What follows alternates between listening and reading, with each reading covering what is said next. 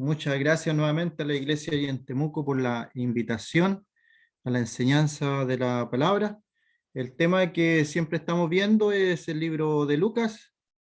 Estamos en el día de hoy en versículo 67 en adelante, lo que es la profecía de Zacarías o el cántico de Zacarías, para el cual voy a compartir una pantalla.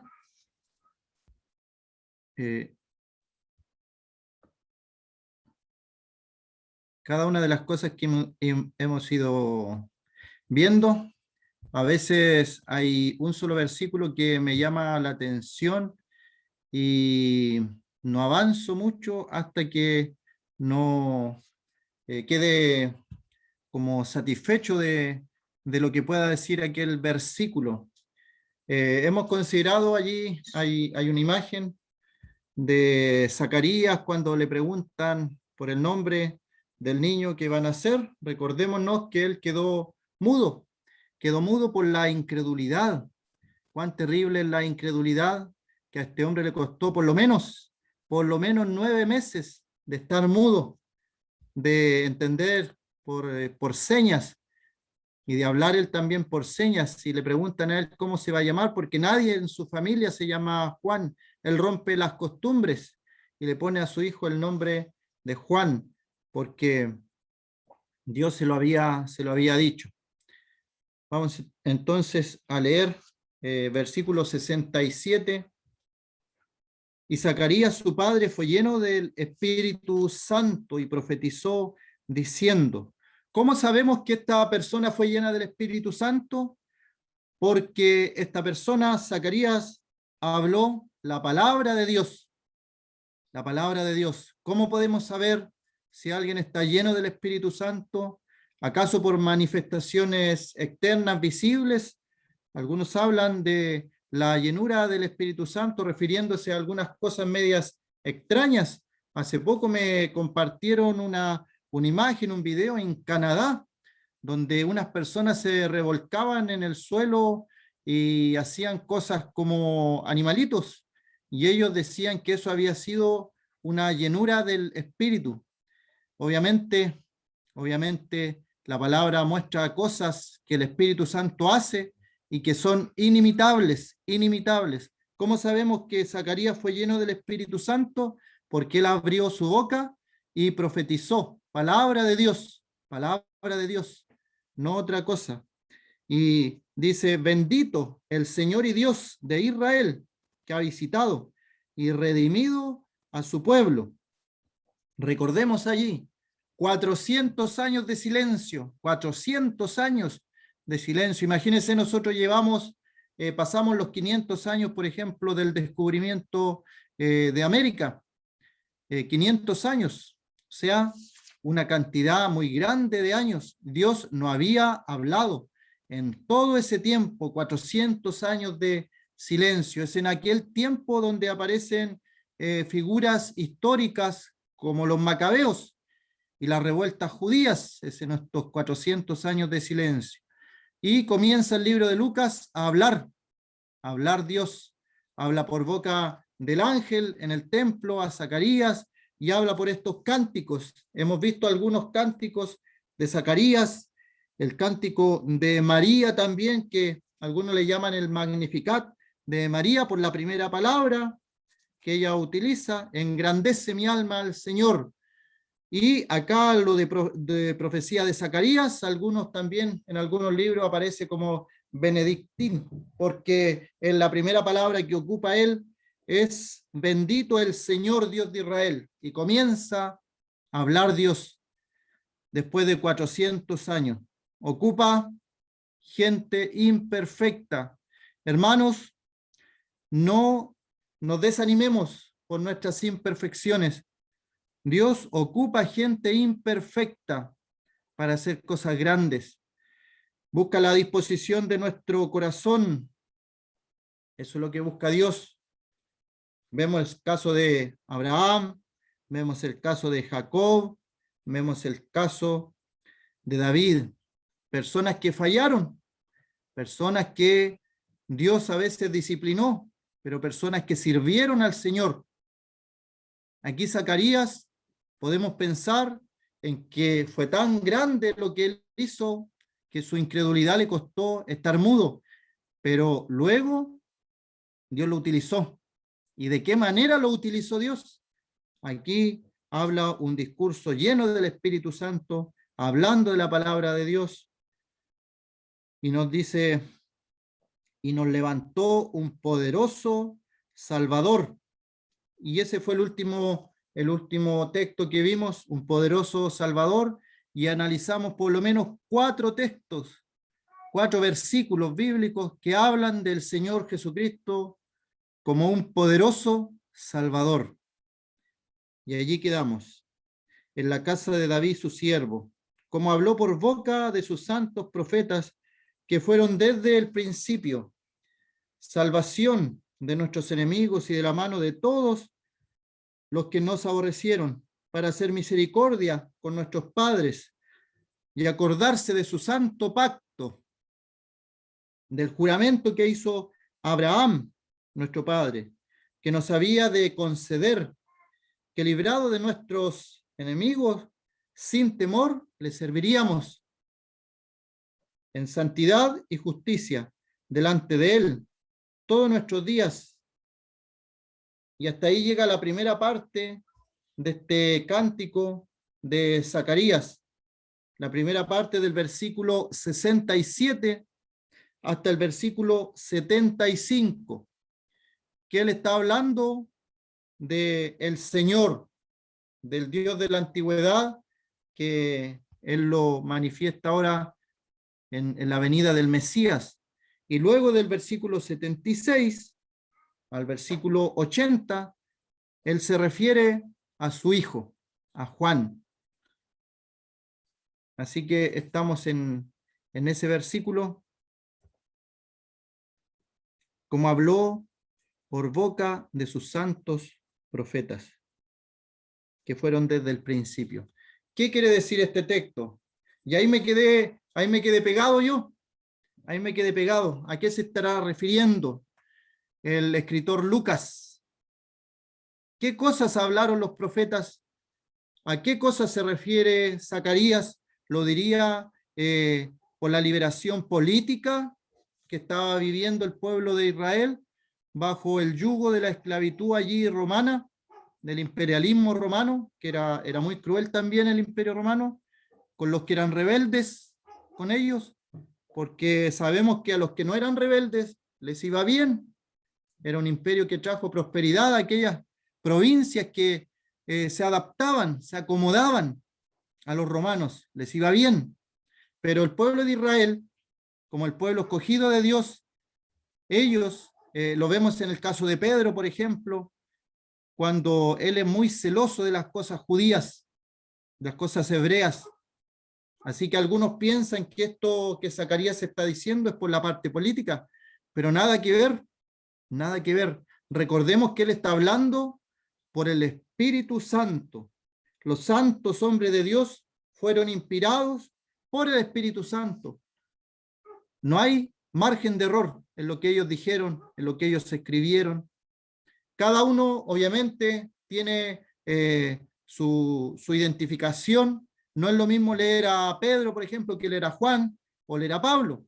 Cada uno tiene su diferencia, o a Santiago, que es más directo. Cada uno con su personalidad distintiva.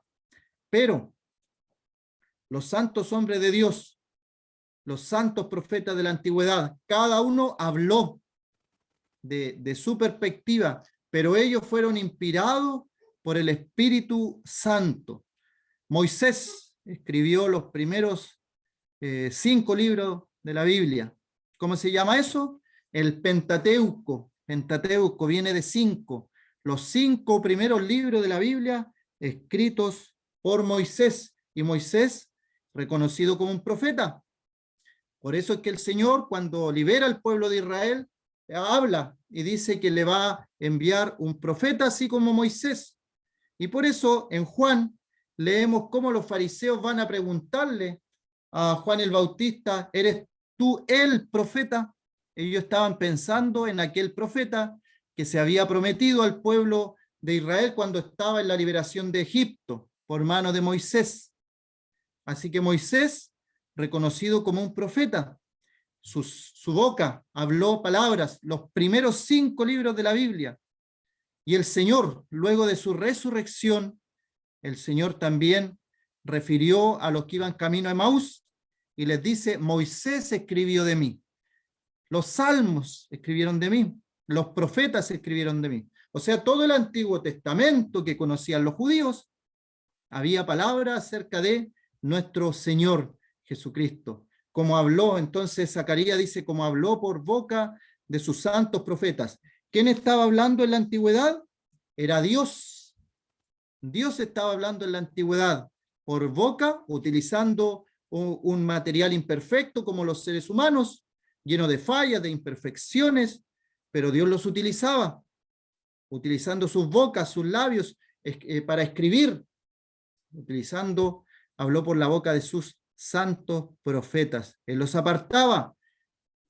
Y podemos pensar en David, ya lo mencioné, un hombre conforme al corazón de Dios, pero autor intelectual de un homicidio, un adulterio. Y cuando él se arrepiente, y luego de su arrepentimiento, él fue bendecido con Salomón. Y Salomón fue hijo de David y de Betsabé, que antes habían cometido un pecado, y el hijo de ese pecado había muerto. Terrible, podemos pensar en la muerte de ese niño. Pero luego de su arrepentimiento, Dios los bendice con Salomón, el rey más grande, más sabio del pueblo de Israel. Y el Señor dice: he aquí, más sabio que Salomón, refiriéndose a él, nuestro Señor.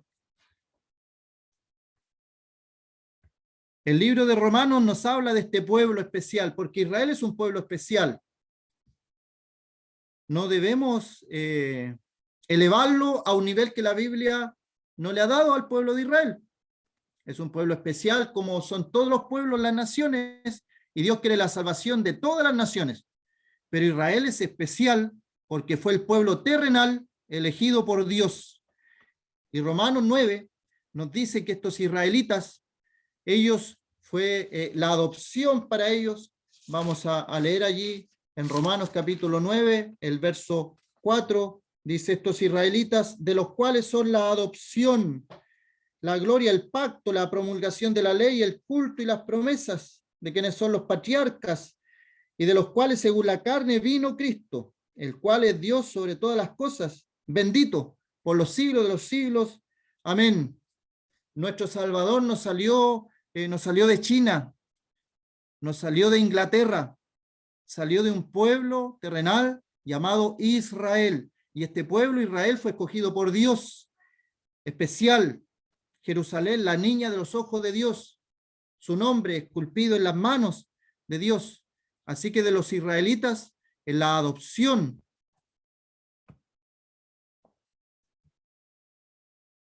algo apreté,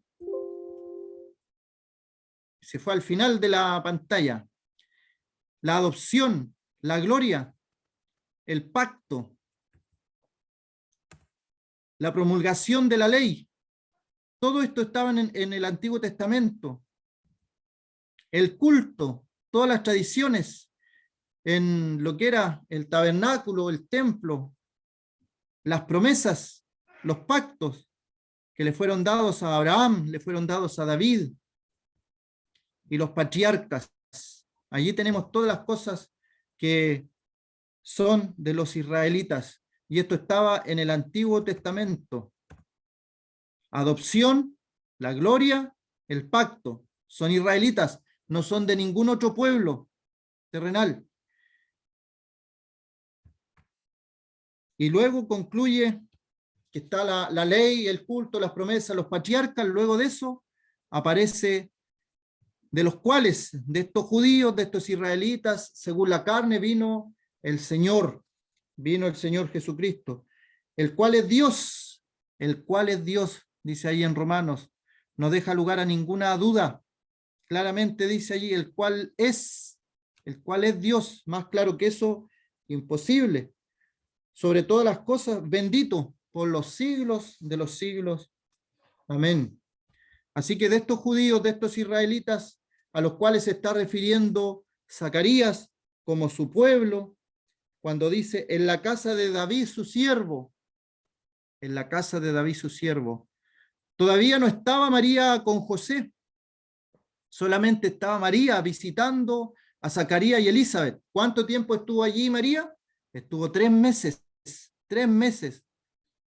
Así que podemos pensar que Zacarías se está refiriendo a lo que está allí en el vientre de María. Y sabemos lo que aconteció después, cuando José quería dejarla en secreto para que no la lapidaran, porque si había pecado de fornicación, debía ser lapidada. Y ahí está entonces algunas imágenes, y yo me preguntaba, así como Zacarías refresca su memoria, ¿somos capaces nosotros de mirar en cada una de estas escenas bíblicas del Antiguo Testamento? Estamos hablando del Antiguo Testamento. ¿Somos capaces de ver alguna enseñanza espiritual para nosotros, para nuestra vida, referente al Señor, referente a nuestra vida espiritual, referente a alguna cosa práctica en nuestra vida? Y todo estaba en el Antiguo Testamento. Zacarías no tiene acceso ni a Mateo, Marco, Lucas, Juan, ni a las cartas apostólicas de Pablo, ni a las otras cartas. Zacarías tiene acceso al Antiguo Testamento, al Pentateuco de Moisés, a los libros históricos, a los salmos, a los profetas, ya sean los profetas mayores, que ahí está Jeremías, Isaías, Ezequiel y Daniel. Y hay 12 profetas menores, 12 profetas menores. A eso tenía acceso Zacarías, y con eso él arma un discurso, un cántico de liberación, de adoración, de misericordia. Entonces podemos darnos ese trabajo cuando buscamos en el Antiguo Testamento, o son solo para nosotros, son historias, porque todas estas imágenes que vemos aquí, aparece allí Salomón, aparece David derrotando a Goliat, aparece Moisés en el Mar Rojo, la mano que escribió en la pared en el libro de Daniel, los hermanos Caín y Abel, son historias, Sansón matando allí al león, el juicio de Dios sobre Jerusalén, 70 años de cautiverio en Babilonia, son historias, es histórico. El arca de Noé, son historias. Pero podemos nosotros tomar eso del Antiguo Testamento y tener alguna aplicación, aplicarlo a nuestra vida espiritual en el día de hoy, aplicarlo a la vida del Señor Jesucristo. A la vida del Señor Jesucristo vemos a Sansón derrotando al león. Se presenta en el Nuevo Testamento Satanás como el león rugiente que anda buscando a quien devorar. Nuestro Señor mata al león. La mano que escribe en la pared, Dios tiene todo su juicio. Tiene un tiempo determinado para cada cosa. Él levanta reyes, saca reyes, pone reyes. Abel, Caín, el sacrificio de nuestro Señor Jesucristo. Miró más, el sacrificio de Abel fue más excelente para Dios, porque era un cordero degollado, su sangre derramada, que hablaba de nuestro Señor. Y David y Goliat y Salomón, hablé de la sabiduría del Señor, hombre más sabio que el Señor Jesucristo, no ha pisado esta tierra, pero fuera de él, obviamente la Biblia habla de Salomón como un hombre sabio. El arca de Noé, los que estaban dentro del arca, salvados, los que estaban fuera, perdidos. La salvación en el día de hoy es lo mismo. El que está en Cristo, nueva criatura es. Si alguno está en Cristo, no hay condenación para los que estamos en Cristo Jesús. El que está fuera de Cristo, condenación completa. Y la liberación del pueblo de Israel por Moisés cuando cruza el Mar Rojo llegando a la tierra prometida de Canaán. Milagroso todo. Y todo tiene una aplicación espiritual para nuestra vida. Así que ahí Zacarías dice salvación de nuestros enemigos y de la mano de todos los que nos aborrecieron. El pueblo de Israel ha sido una y otra vez perseguido, aborrecido, hasta el día de hoy. Los últimos acontecimientos que tenemos nosotros son de la Segunda Guerra Mundial. 6 millones hablan las cifras. 6 millones de judíos que fueron perseguidos, perdieron la vida, fueron asesinados por ser judíos, por ser israelitas, por tener un apellido de origen judío. Zacarías dice, para hacer misericordia con nuestros padres y acordarse de su santo pacto. Bueno, Dios ha escogido este pueblo, vuelvo a repetir, terrenal. Y si escogió a este pueblo terrenal con tantas promesas, con tantas cosas buenas para este pueblo terrenal Israel, ¿cuánto más la iglesia? ¿Cuánto más la iglesia? A veces no apreciamos todo lo que Dios hace por nosotros, por su pueblo, la iglesia, la esposa, su amada. Salvación de nuestros enemigos, dice Zacarías. Nuevamente, refresquemos la memoria. La Torre de Babel, ¿acaso no está en el día de hoy? En el día de hoy lo que hay en documentos, hay que solamente buscar en internet, pero hay una planificación mundial. Hay para un gobierno mundial. Están los documentos dirigidos por la Organización de Naciones Unidas. Ya están pasando por alto las democracias nacionales de cada país. Ellos quieren un gobierno mundial. Lo que quería la Torre de Babel, hagámonos un nombre, unir a todos, y Dios tuvo que enredar sus lenguas, confundir sus lenguas. El Señor puede hacer eso. Y allí tenemos lo que vino después del diluvio, cataclismo. El juramento que hizo Abraham, nuestro padre. Abraham se presenta con dos paternidades. La primera, él es padre de los israelitas, pero también él es padre de la fe, de los creyentes. Y el libro de Gálatas nos habla de esto, nuestro padre Abraham, el padre de la fe, porque él creyó a Dios antes de que existiera el pueblo de Israel. No habían pactos, no había nada. No había un pueblo de Israel, no habían sacrificios. Él venía de un pueblo pagano, creyó a Dios por fe, y Dios le hizo un pacto del juramento que hizo a Abraham, nuestro padre, que nos había de conceder, que librados de nuestros enemigos, los asirios, los babilónicos, los griegos, en el tiempo de Zacarías estaban los romanos, cada uno de esos pueblos, el pueblo de Egipto, eran imperios tremendos, tremendos imperios de la época, y el pueblo de Israel era un pueblo pequeñito, pero donde está ubicado es importante. La media luna fértil, ahí está en el centro de eso, Israel. Es una tierra hermosa, hermosa. Los que han ido a aquella tierra todavía sigue igual. Han hecho maravillas en el último tiempo y todavía los persiguen. ¿Acaso es casualidad esta persecución? Librados de nuestros enemigos, así como Dios lo hizo en el pasado, lo vuelve a hacer una y otra vez. Después de la Segunda Guerra Mundial también hay una planificación de exterminio por parte de los rusos que no se llevó a cabo.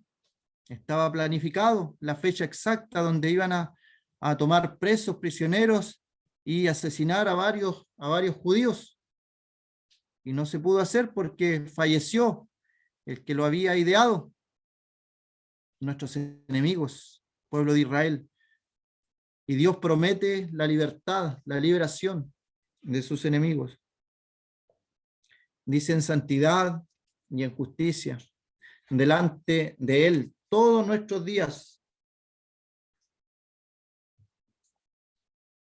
Juan capítulo 4 dice, la salvación viene de los judíos, no viene de otro pueblo.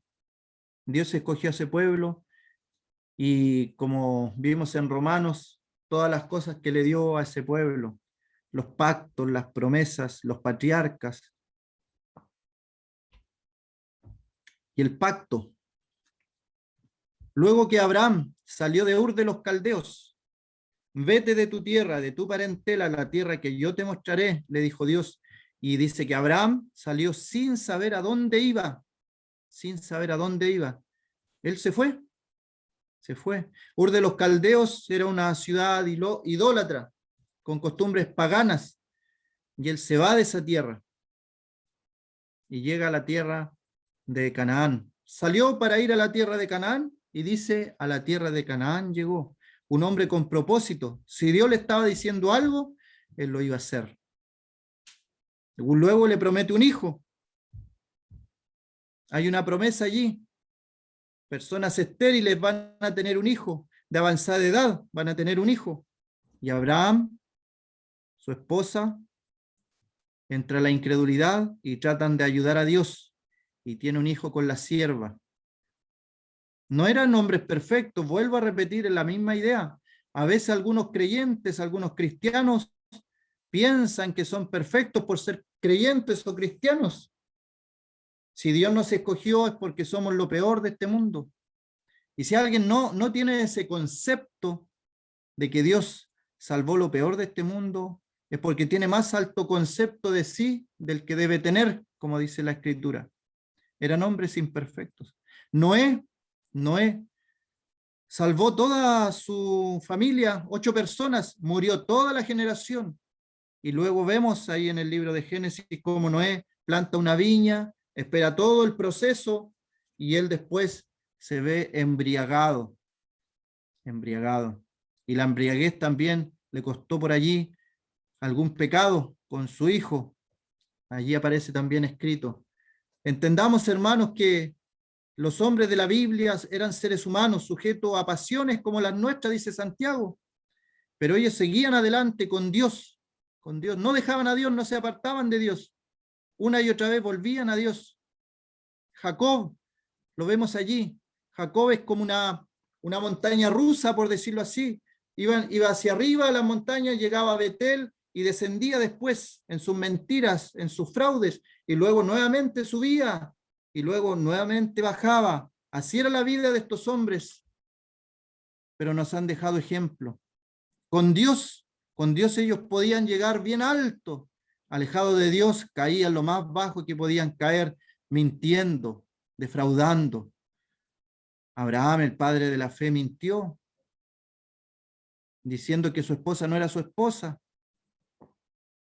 Los hermanos de José también vemos allí un hombre usado en el libro de Génesis, usado por Dios para dar alimento a todo el pueblo de Israel en Egipto, pero tuvo que pasar también por procesos. Sus hermanos lo vendieron, lo querían matar si la intención era matarlo, pero luego pasaron unos comerciantes y lo vendieron para no mancharse las manos con sangre. Ese era el origen, ese era el origen del pueblo de Israel, imperfecto total. ¿A quién le gustaría tener una familia así? Que los hermanos peleaban entre ellos, que los hermanos tratan de matar a su propio hermano y luego lo venden, se olvidan. Esos mismos hijos le mienten a su padre que una bestia lo devoró. Qué familia, ¿no? Qué familia. Y es esa familia, es ese grupo familiar que forma la nación de Israel. Dios no escogió a Israel por ser lo más grande o lo mejor. Dios escogió a Israel por ser lo menos, lo más insignificante, para que el nombre de Dios sea glorificado. Porque si no, la gloria estaría en los hombres y no en Dios. Estos hombres eran humanos, mentían, defraudaban, pero también vemos en ellos, cuando se acercaban a Dios, unas pruebas tremendas de fe, como aparece allí en una imagen, Abraham sacrificando a su hijo Isaac, pensando, dice él, pensando que podía resucitar de entre los muertos, y una figura preciosa de nuestro Señor en la cruz y en la resurrección, el sacrificio de Isaac. Y los profetas, el profeta Isaías, Zacarías dice, nos levantó poderoso Salvador, como nos habló por boca de sus santos profetas. Hemos visto varias imágenes del profeta Moisés. Los 5 primeros libros de la Biblia que escribió él, inspirado por el Espíritu Santo, hablan de la venida del Salvador. Así como Moisés levantó la serpiente en el desierto, así es necesario que el Hijo del Hombre sea levantado. Otro ejemplo más de nuestro Salvador en figura en el Antiguo Testamento. Esta generación mala demanda señal, dice el Señor, pero señal no le será dada, sino la señal del profeta Jonás, porque como Jonás estuvo 3 días y 3 noches en el vientre del pez, así el Hijo del Hombre estará 3 días y 3 noches en el vientre de la tierra. Y ahí aparece también la señal de Jonás. El Antiguo Testamento, Zacarías habla de lo que escribieron los santos profetas desde el principio de la antigüedad, sin margen de error. Cada figura que aparece allí, sombra y figura de nuestro Señor, de nuestro Salvador, ejemplos bíblicos para nosotros. Mas no habrá siempre oscuridad para la que está ahora en angustia, tal como la aflicción que le vino en el tiempo que livianamente tocaron la primera vez a la tierra de Zabulón, a la tierra de Neftalí, pues al fin llenará de gloria el camino del mar, de aquel lado del Jordán, en Galilea de los gentiles.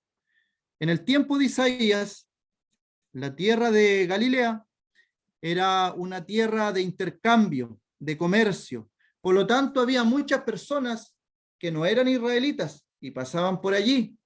Y se hablaba entonces de la tierra de los gentiles, Galilea de los gentiles. Y esta tierra estaba en oscuridad espiritual. Y estaba profetizado en Isaías que esta tierra iba a haber gran luz, que luz les iba a resplandecer en sus tinieblas. Y eso Zacarías tal vez lo estaría pensando también. El nacimiento y el reinado del Mesías prometido. ¿A quién era el Mesías prometido? El ungido, el Cristo, para los israelitas, para el pueblo de Israel. Pero luego, dice el libro de Juan, más a todos los que le recibieron, a los que creen en su nombre, no importa la nación, no importa el pueblo, a todos, le dio potestad de ser llamados hijos de Dios. Y aquí es el cambio producido cuando se predica el Evangelio, la buena noticia de que el Mesías, el reinado del Mesías, el nacimiento del Mesías vino para salvar a este mundo. Ya no solamente al judío, dice Pablo, al judío primeramente, pero también al griego. Y se expande el Evangelio a todas las naciones, comenzando desde Jerusalén, Samaria, Judea, Samaria y todas las naciones. Y también el Señor deja este mandamiento: id por todo el mundo y predicad el Evangelio a toda criatura, bautizándolos en el nombre del Padre y del Hijo y del Espíritu Santo, enseñándole que guarden todas las cosas. Y ya va a ser a todas las naciones, no exclusividad solamente de los judíos. Esto es lo que le costó entender a Pedro en Hechos capítulo 10, cuando hay un encuentro con Cornelio, y él le predica a Cornelio, y Dios le dice, lo que Dios limpió no lo llames tú inmundo. Y Pedro es el primero que le predica a los gentiles, y Pedro es el primero que ve derramar el Espíritu Santo a los gentiles. Y luego Pablo tiene que reprenderlo porque Pedro volvió atrás, volvió a sus tradiciones judías, volvió a aparentar que estaba de acuerdo con los gentiles, pero también con los judíos. Ahí vemos que era fuerte este asunto del judaísmo. Todos los patriarcas, todas las leyes, todos los cultos, las promesas eran de ellos nomás, como posesión de los judíos nomás. Así que era un cambio tremendo lo que está hablando Zacarías, que ya ahora va a ser al mundo, a las naciones, a todos los hombres. Esta Galilea de los gentiles nos habla de eso. Ya no va a ser solamente para el pueblo de Israel, sino para todas las naciones. Obviamente los primeros fueron judíos, apóstoles, escritores, la primera iglesia, los primeros misioneros, judíos todos, pero luego se abrió a los gentiles, obviamente. Isaías capítulo 11, también un santo profeta de Dios desde el principio, profetizó salvación y un reinado justo del Mesías. Saldrá una vara del tronco de Isaí. Ahí está el tronco de Isaí, nos hace referencia a la familia de David. El Señor era de la familia de David. Cuando había personas ciegas, querían sanidad, Jesús, hijo de David, ten misericordia de mí. Le reconocían como el hijo de David, como de la descendencia de David. Una mujer sirofenicia, de fuera de la tierra de Israel, también le reconoce hijo de David, como el descendiente de David. Los fariseos sabían esto, sabían su procedencia, pero ellos lo menosprecian. Vemos a los fariseos cuando el Señor está haciendo sus maravillas, y ellos dicen, no es este, esa palabra es como despectiva, no es este el hijo de José, no es este el hijo del carpintero, no conocemos a su familia, a sus hermanas, no las conocemos nosotros, es como una forma despectiva de referirse al Señor. La mujer sirofenicia, siendo extranjera, lo exalta un poco más que estos fariseos, que lo reconoce como el descendiente directo de David, de la realeza. Y ahí está el tronco de Isaí, dicho por un santo profeta de Dios de la antigüedad, por Isaías. Reposará sobre él el espíritu de Jehová. Y vemos en el Señor, él va al desierto y vuelve del desierto, donde Satanás le tentó de todas las formas posibles. La Biblia nos menciona tres tentaciones, pero ahí fue tentado en su cuerpo, en su alma, en su espíritu. Y el Señor le combatió con la palabra, escrito está. Cada una de las veces le dijo, escrito está, la palabra, lleno del Espíritu, y dice que vuelve del desierto lleno del Espíritu Santo. El Señor, el Mesías, el Cristo, reposará sobre él el Espíritu de Jehová, espíritu de sabiduría, el Señor lo tenía, obviamente, de inteligencia, espíritu de consejo, de poder, de conocimiento, de temor de Jehová. Y aquí me quiero detener también el tremendo privilegio que tenemos los creyentes, porque este espíritu de Jehová, que en el Antiguo Testamento venía sobre los reyes, venía sobre los profetas, venía sobre los sacerdotes, este espíritu de Jehová iba y venía. Se posaba, por ejemplo, sobre Saúl, el rey de Israel, pero después le dejaba, se iba. Venía sobre Sansón, el Espíritu Santo de Jehová, y tenía mucha fuerza, y después el Espíritu se iba. David, un rey, dice, no quites de mí tu Santo Espíritu.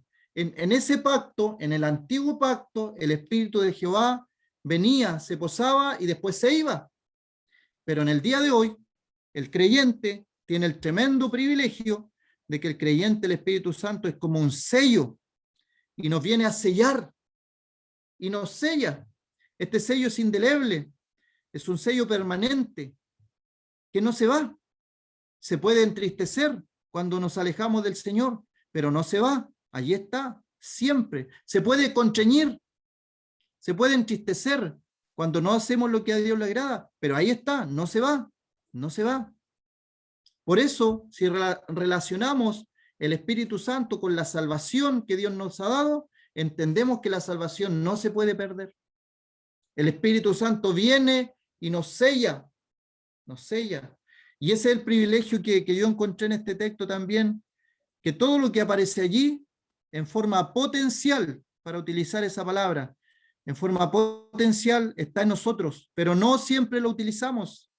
El Espíritu Santo está en nosotros y potencialmente nosotros podemos estar con esta sabiduría, con esta inteligencia, con ser un espíritu de consejo, de poder, de conocimiento, de temor de Jehová, pero no siempre lo tenemos.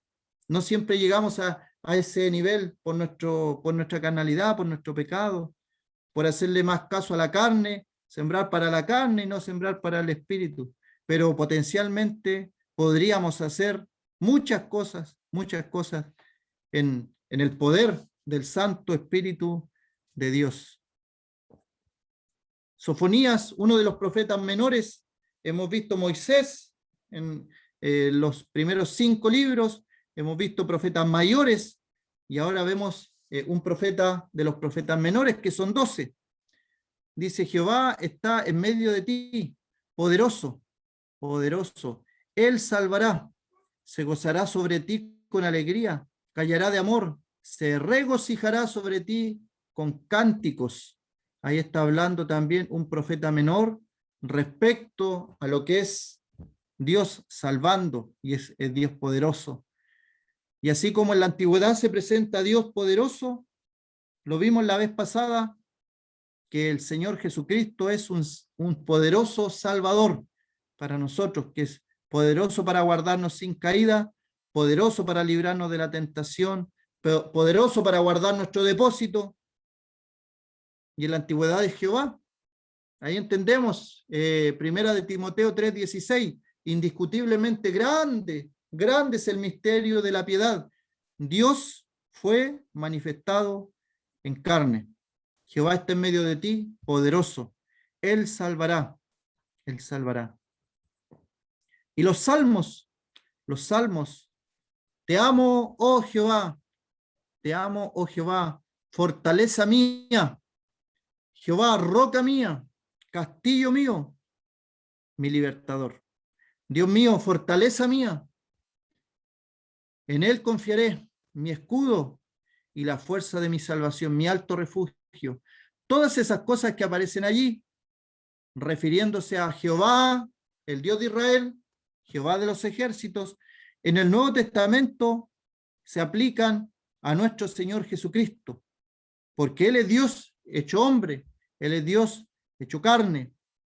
Así que Dios, el Señor Jesucristo, lo que para los antiguos era Jehová Dios, para nosotros es el Señor Jesucristo, fortaleza en nuestra roca, en nuestro castillo, en nuestro libertador, nuestra fortaleza donde podemos refugiarnos.